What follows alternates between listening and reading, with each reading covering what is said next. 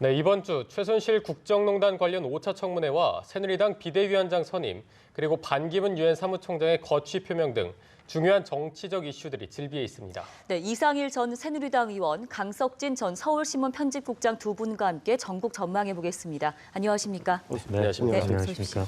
자, 먼저 어제 있었던 이 8차 주말 촛불 집회부터 살펴보겠습니다. 일단 촛불 집회와 보수단체 맞불 집회가 동시에 열렸는데 저희가 주목해볼 만한 것이 이제 헌법재판소 100m 앞까지 가서 압박하는 그런 집회가 있었는데 이 양쪽 단체의 요구 내용에 대해서 어떻게 보셨습니까?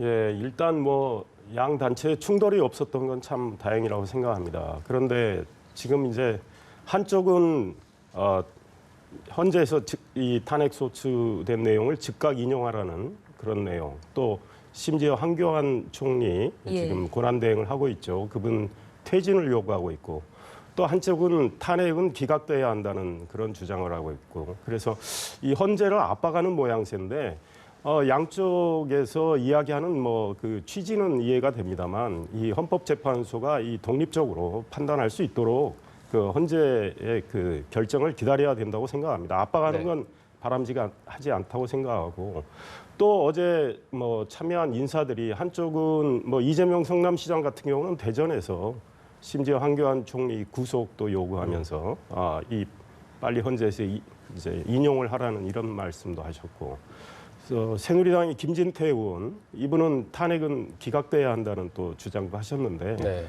이런 주장들이 과연 합리적인지 타당한지 국민들 다수가 어떻게 생각하실지는 저는 뭐 분명하다고 생각합니다. 그러니까 각자 주장은 뭐 할 수 있지만 좀 더 합리적이고 이성적인 그런 주장을 하는 게 저는 옳겠다 이런 생각합니다. 네, 헌법재판소 압박은 바람직하지 않다 이렇게 정리해 주셨는데 국장님께서 어떻게 보셨어요? 아니 뭐 저도 대부분 동감합니다. 근데 이제 어저께 보면은 집회 참가자 수가 많이 줄지 않았습니까? 한편으로 이제 차분해지는 거죠. 또 한편으로는 여태까지 집회에 참여했던 그 중도적인 시민들이 많이 빠져나가는 대신에 양쪽 집회 다 모두 극단적인 주장을 가지신 분들이 좀 비율이 높아지는 양상을 보였죠. 그래서 이제 다소 이 집회들이 계속되면 좀 충돌 우려가 높아지지 않을까 하는 걱정도 함께 갖고 이제 봤습니다. 그리고 그 황교안 총리 이제 뭐 퇴진 구속 이야기도 있고요. 뭐 있었습니다만은 그거 관련해서는 못마땅해하는 심정은 이해가 되지만 이럴까봐 진즉에 그 국회에서 합의한 총리를 내세우고 거국 내각을 구성해야 된다고 그러지 않았었습니까? 근데 야당이 제의를 했다가 여당이 수용하니까 발로 뻥찬 그런 경위가 있는데 그런 만큼 이 부분에 있어서는 야당도 좀 반성을 하면서 좀 주장을 펴는 게 좋겠다. 그걸 야당 쪽에다 하나 좀 주문을 하고 싶고요. 여당 쪽에 대해서는 어떻게 집회를 보면서 탄핵에 근거가 없다고 주장하는 새누리당 의원이 계시는 걸 갖다 텔레비 화면으로 봤는데 근거가 없다뇨. 검찰에서 그만한 증거를 갖고 다 이야기를 했는데 지금 그런 이야기를 하면 안 될 것 같고요. 또 김진태 의원은 광장 정치를 갖다 굉장히 비판하던 사람인데 자기가 광장에 나왔어요. 자기가 마실 우물물에 침을 뱉는 게 아니죠. 침을 뱉었으면 마시질 말든지. 어저께 그런 모습들은 굉장히 국민들이 눈살을 찌푸리면서 보지 않았을까. 그래서 좀 반성들을 겸해서 좀 이 국면을 가져갔으면 좋겠다 이런 생각이 들었습니다. 여야 정치권 상황 좀 짚어볼게요. 먼저 새누리당 얘기를 해볼 텐데요. 이제 비대위원장 누가 선출되느냐에 따라서 새누리당 갈등이 봉합될지 이게 분당으로 갈지를 좀 지켜봐야 할 것 같습니다. 정우택 신임 원내대표는 비주류 추천 인사가 비대위원장 맡아야 한다라고 얘기를 했습니다. 일종의 어떻게 보면 유화책을 구세한 셈인데 구사하고 있는 상황에서 이게 근데 여기서 드는 의문점이 과연 친박계가 대다수잖아요. 전국위원회가. 그렇다면 이게 얘기한 부분이 실현 가능성이 있을지 어떻게 전망하십니까? 예, 뭐 저도 정확히는 모르겠습니다. 지금 새누리당의 다수이고 또 새누리당의 핵심인 이 친박 분들이 정말 저는 많이 잘못했다고 생각합니다. 왜냐하면 이 훨씬 더 강한 책임감을 느끼고 진직 지도부가 퇴진해서 쇄신의 길을 열어줬어야 되는데 버틸 만큼 버티다가 게다가 이제 그 소위 말해서 개파색은 였지만 정우택 뭐 친박계로 분류할 수 있는 정우택 원내대표가 이제 선출이 되니까 비로소 지도부가 퇴진하고 이제 비대위원장 자리는 뭐 비주류한테 줘도 좀 무방하지 않나라는 이런 아마 의사표명을 하고 있는데 정말로 새누리당이 책임을 느끼고 새누리당을 쇄신해야 하는지에 대한 어떤 심각한 성찰과 그런 각오가 있는지는 저도 물음표를 던지고 싶어요. 그러나 이제 지켜봐야 되겠죠. 네. 당연히 비상대책위원장은 저는 비주류가 맞는 게 당연하다고 봅니다. 그래야 성찰을 통해서 쇄신의 길을 열어나갈 수 있다고 생각하는데 전국위원회는 아마 이 소위 말해서 지도부들끼리 또 개파 핵심들끼리 물밑 조율을 통해서 어떤 비대위원장이 아마 낙점이 된다면 전국위는 사실은 통과하는 데는 문제가 없다고 보는데 양쪽의 물밑 조율이 어느 정도로 이루어지는지는 모르겠고 또 그 조율된 상태에서 꺼낸 카드가 과연 국민이 보기에 새누리당을 쇄신할 만한 역량을 가진 그런 인물인지 저는 아직은 모르겠어요. 정말 그런 분들을 모셔서 새누리당이 바뀌고 쇄신된다면 국민들이 다시 한번 기대할 수 있다고 봅니다. 그리고 비상대책위를 만든다고 해서 그 비상대책위가 가야 할 궁극적인 목표가 뭐냐 이거에 대한 어떤 지향점이 서로 일치가 돼 있는지 모르겠어요. 저는 새누리당은 이번 사태와 관련해서 정말 심각한 공동의 책임을 느끼고 결국은 국민의 신뢰를 얻기 위해서는 당을 해체해서 당의 자산도 국고에 헌납하고 완전히 무에서 다시 시작할 수밖에 없다고 생각합니다. 그러니까 물론 당의 자산이 중요하죠. 돈도 필요하지만 정치하는 데 돈보다는 국민의 신뢰가 더 필요하니 우리는 정말 책임을 지고 모든 우리가 갖고 있는 어떤 물적 자산은 다 국고에 헌납하고 완전히 무에서 제로에서 다시 시작하겠다. 이런 모습을 국민들한테 보여줘야 그래야 국민들이 새누리당이 좀 바뀌는구나 이런 생각을 하리라고 봅니다. 그런데 과연 그런 목표를 설정하고 그 길로 갈 건지는 모르겠어요. 그러니까 어떤 분이 비대위원장이 될지 모르지만 그 비대위원장이 어떤 인물인지 또 그 비대위원장을 비롯한 비대위가 어떤 구상을 하고 있는지를 지켜봐야 새누리당이 바뀌는지 안 바뀌는지 알겠다 이런 생각이 듭니다. 네, 비대위원장에는 비주류가 선임되는 게 맞다 이렇게 정리를 조금 해주셨는데 그러면 비주류의 상황도 조금 살펴보겠습니다. 아무래도 김무성, 유승민 이렇게 투톱 체제인데 이제 김무성 전 대표 같은 경우는 일주일간 고민을 해보겠다 이렇게 밝혔습니다. 그러면 이제 다음 주 이번 주에는 결론을 내야 되는데 이 두 의원의 거취에 대해서는 어떻게 전망하십니까? 저는 김무성 의원이 계속 고민한다에 1,000원 걸고 싶습니다. 계속 고민한다요? 결론을 내리지 못한다는 전망이세요? 그렇습니다. 지금 친박계 움직임을 보면 비박계의 한계를 갖다 잘 읽고 있는 듯한 인상을 받습니다. 비박계는 이제 자리나 이런 작은 이익에 좀 집착하는 것 같고 광야에 나서기를 두려워하는 웰빙족인 것 같고 그다음에 민심을 그렇게 업고도 조직해내지 못하는 힘의 한계도 보여지는 것 같고 또 좌고우면하지 않았었습니까? 탄핵 정국에서도 지금도 마찬가지고 비전도 없고 구심점도 없는 그런 모습을 이제 지금 친박이 꿰뚫어 보고 있는 거죠. 저는 그대로 김무성 전 대표나 유승민 전 원내대표도 마찬가지라고 생각을 합니다. 김무성 전 대표는 제가 보기에는 지금 광야에 같이 나설 한 20-30명을 갖다 못 모으고 있는 거 아닌가. 그래서 좀 저렇게 과감하게 행동하지 못하고 주저앉아 있는 거 아닌가 그런 생각이 들고요. 유승민 의원 같은 경우에는 좀 계산이 조금 더 다른 차원에 가 있는 것 같아요.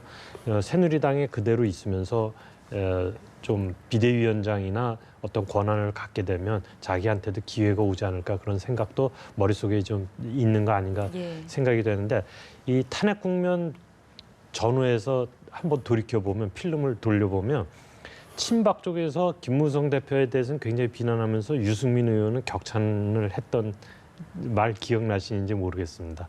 이 친박 쪽에서 갈라치기를 했었는데 유승민 의원은 아마 그런 점에서 친박 쪽에서 권한만 어느 정도 내놓으면 적당하게 자기가 여기서 개혁하는 듯한 모습을 보여가면서 갈 수 있지 않을까 하는 계산을 하고 있는 거 아닌가 생각이 돼서요. 이분들과 관련된 문제는 저는 결국은 반기문 사무총장이 유엔 사무총장이 돌아와서 이렇게 활동을 하게 되면서 정리가 되지 그 전에 이분들에 의해서 구심력이 작용을 해서 해결될 것 같지는 않습니다. 네. 조금 전에 지금 강 국장님께서는 김무성 전 대표는 좀 계속 고민을 할 것이고 유승민 의원은 탈당보다는 당내에서의 어떤 역할에 대해서 좀 고민을 하고 있을 것이다라고 전망을 해주셨는데요.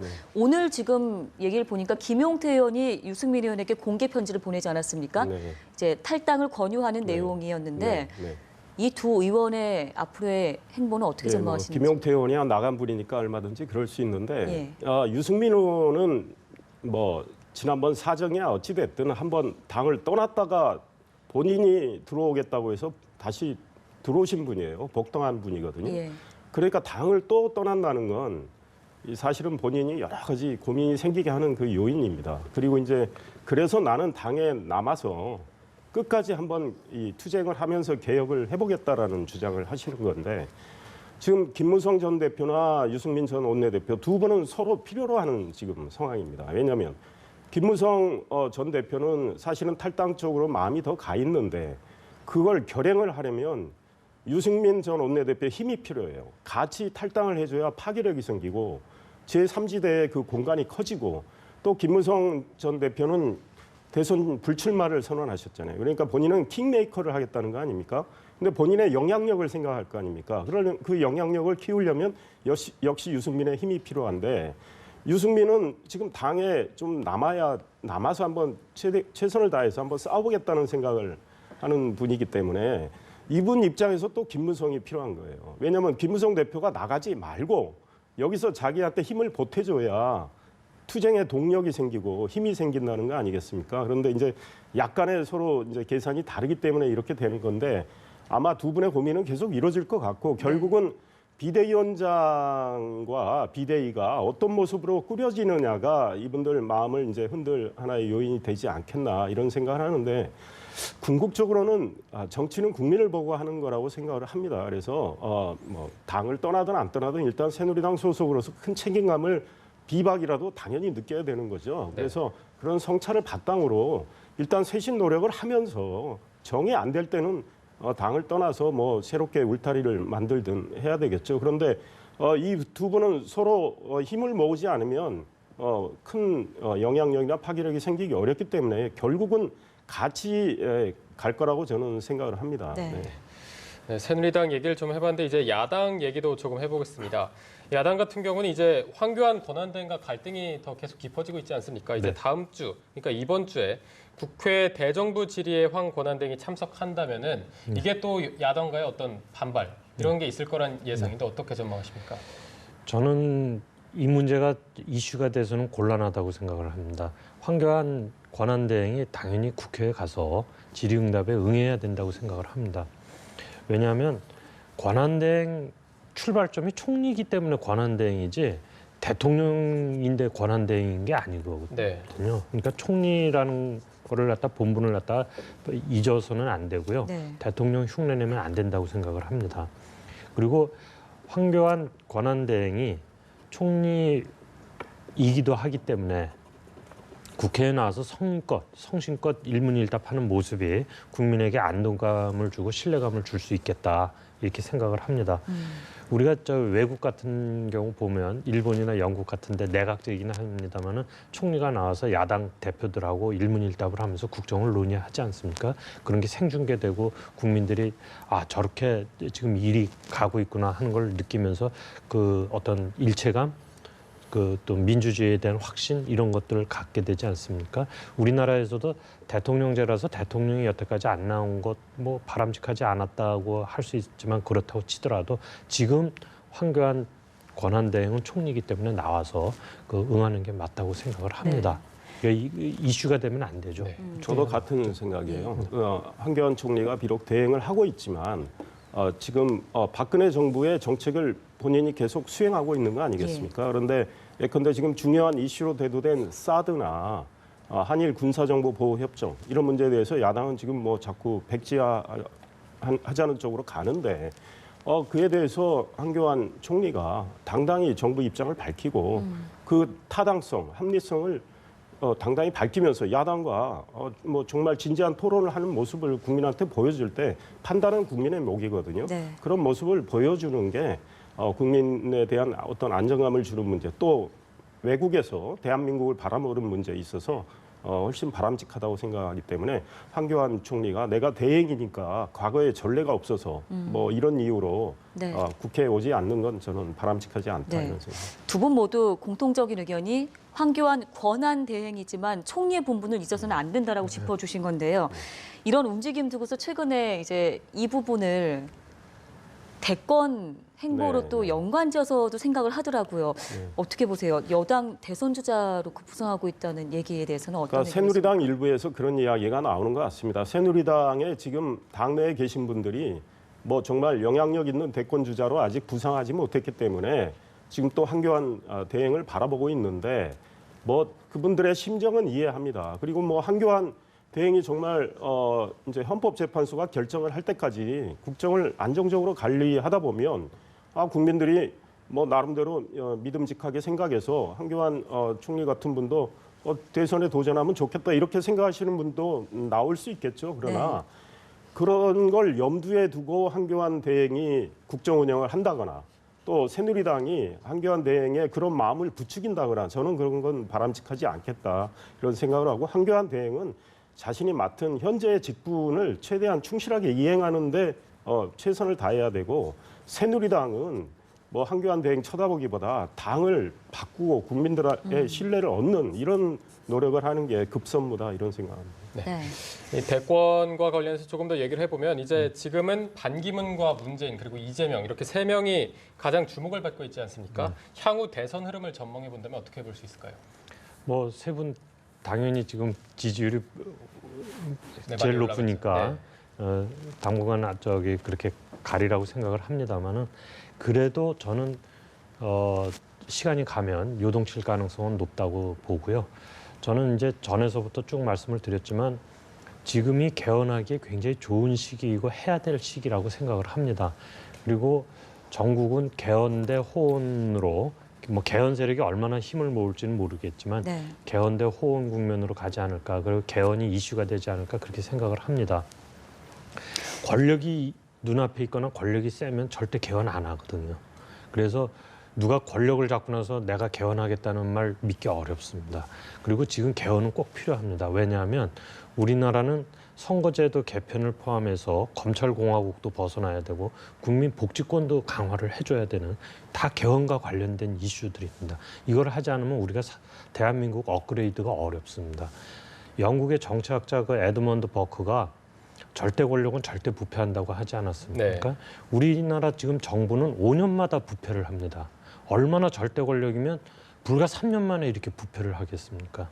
이게 한두 번도 아니고 지금 6번째 계속되고 있는데 이런 사태들을 막기 위해서 분권형 개헌, 견제와 균형이 살아나야 되고 검찰공화국에서도 벗어나야 되고 지금 우리나라 선거제도는요. 다수당의 다수 증폭기입니다. 40%의 지지로 50%의 찬성을 얻어내서 100%의 권력을 갖습니다. 소수자가 등장하기 어렵고요. 지역 할거주의의 베이스가 되고 부패의 온상이 되고 있습니다. 그래서 저는 지금은 개헌이 꼭 필요하다고 생각을 하는데 하여튼 개헌 대 호언 국면으로 갈 것이고 그 과정에서 여러 가지 변수는 상존하고 있다 이렇게 봅니다. 네. 저도 국장님 말씀에 동감인데 정말 이 개헌하기 위한 적기입니다. 우리가 87년 체제 한계를 너무나 많이 목도하고 있거든요. 그러면 지금 더불어민주당의 문재인 전 대표만 결심하면 이거 개헌 가능합니다. 지금 본인은 가장 앞서가고 있고 지금 대통령이 눈앞에 와 있다고 생각하니까 개헌을 반대하고 계시거든요. 원칙적으로 개헌은 찬성한데 그거는 일단 현 체제로 대선 치른 다음에 하자. 예. 국장님 말씀하셨지만 되고 나면요 개헌할 생각 없어집니다. 뭐 모든 블랙홀이니 그래서 뭐 경제니 뭐니 다 빨아들인다고 해서 개헌 안 하는데 지금 국가의 정말 미래를 생각해서 본인이 어떤 대통령에 대한 뭐랄까 집착을 좀 버리고 나라의 미래를 설계하는 일에 만약에 나선다면 문재인 전 대표에 대한 지지는 더 올라갈 수 있어요. 근데 문재인 전 대표가 만약 개헌을 끝까지 반대하면 현실적으로 개헌이 불가능한데 그러면 우리 국민들이 다시 한번 현 체제로 선거를 치른 다음에 또 한번 불행한 일을 맞게 될 가능성이 큽니다. 문재인 대표는 우리 헌법에 무슨 죄가 있느냐 사람이 문제지 그러는데요. 그렇지 않습니다. 우리 역사를 쭉 보면 결국은 대통령 당사자는 혼자 잘하려고 해도 주변에서 무슨 일이 벌어지는지 몰라요. 결국은 대통령한테 피해가 가고 국민이 피해보기 때문에 개헌을 꼭 해야 된다고 생각하고 문재인 전 대표 결심이 이루어지면 되는 거고요. 이런 말이 있습니다. 정치꾼은 다음 선거를 생각하고 정치인은 다음 시대와 다음 세대를 생각한다고 그랬습니다. 예. 문재인 전 대표가 정치꾼이 될 건지 정치인이 될 건지 이 개헌 결심 여부에 달려 있다고 생각합니다. 그래서 문재인 전 대표의 정말 결단을 촉구하고 싶습니다. 예. 지금 탄핵 정국이다 보니 야당에서 사실 두 야당에서 차기 대선에 대한 언급 일절 삼가지 않았습니까? 이제 서서히 목소리를 조금씩 내기 시작하는 것 같은데요. 이게 관건이 인수위가 없이 조기 대선이 치러진다는 거잖아요. 바로 지금 내각 구성을 해야 되다 보니까 그 섀도우 캐비닛이라고 그러나요? 이게 미리 이제 예비 내각 구성한다는 얘기 일부 후보 캠프에서는 얘기 나오고 있다고 해요. 그건 당연한 일입니다. 만약에 현 체제로 대선을 치른다면 우리가 뭐 5월 초가 될지 7월 초가 될지 모르겠지만 현 체제로 대선을 치른다면 바로 대통령 선거 다음 날부터 새로운 대통령의 임기가 시작이 되는데 아마 선거 과정에서 각 후보들이 나는 이런 분들로 내각을 포진하겠습니다. 총리는 이런 분을 모시겠습니다. 이런 아마 발표를 할 것 같아요. 그 섀도우 캐비닛을 미리 국민들한테 알리고 그게 아마 큰 득표 요인이 되겠죠. 그러나 만약에 검증을 제대로 못해서 잘못된 카드를 뭐 총리나 내각의 핵심으로 포진했을 때는 그게 실점 요인이 또 돼요. 그래서 상당히 아마 그 섀도우 캐비닛 명단을 발표하는 일이 굉장히 중요한 선거의 변수가 되리라고 생각을 하고 후보들이 좋은 분을 모시기 위한 경쟁을 아마 많이 할 거고 또 그거는 후보가 내놓은 어떤 공약이나 비전에 걸맞는 분들을 아마 모시겠죠. 그런데 만약에 현 체제로 선거가 이루어진다면 그 섀도우 캐비닛 명단을 발표하는 건 그건 국민을 위한 도리라고 생각합니다. 그 관련해서 저희가 시간 관계상 저희가 다음 얘기로 좀 넘어가 보겠습니다. 이제 다음으로 이제 청문회 얘기를 조금 해볼 텐데 5차 청문회가 다음 주에 열리지 않습니까? 이 우병우 민정수석이 증인으로 참석한다고 해서 지금 화제가 되고 있는데 다음 주 청문회 어떻게 전망하십니까? 우병우 청문회이죠. 얼마나 잘하는지에 따라서 이번 청문회의 성패가 달려 있다고 해도 과언이 아닌데, 뭐 우병우 수석이 뭐 비상한 머리로 그동안 굉장히 준비를 많이 하지 않았겠습니까? 근데 야당도 그동안 사실 시간이 많았어요. 왜냐하면 지금 돌이켜보면 10월 초에 최순실 사태 터지기 전에 이미 야당이 요번 국감은 우병우 국감이다라고 벼르면서 인사 문제와 최순실 사태 문제를 갖다가 우리가 국감에서 따져 묻겠다라고 했었습니다. 벌써 2달이 지났기 때문에 야당도 이제 충분히 준비됐음을 보여줘야 된다고 생각을 합니다. 그럴지 안 할지는 이제 지켜봐야 되지만 근데 하여튼 창과 방패가 맞서는 거라고 저는 보고 있습니다. 다음 주 청문회까지 한번 전망을 해보았습니다. 지금까지 이상일 전 새누리당 의원 그리고 강석진 전 서울신문 편집국장이었습니다. 고맙습니다. 고맙습니다.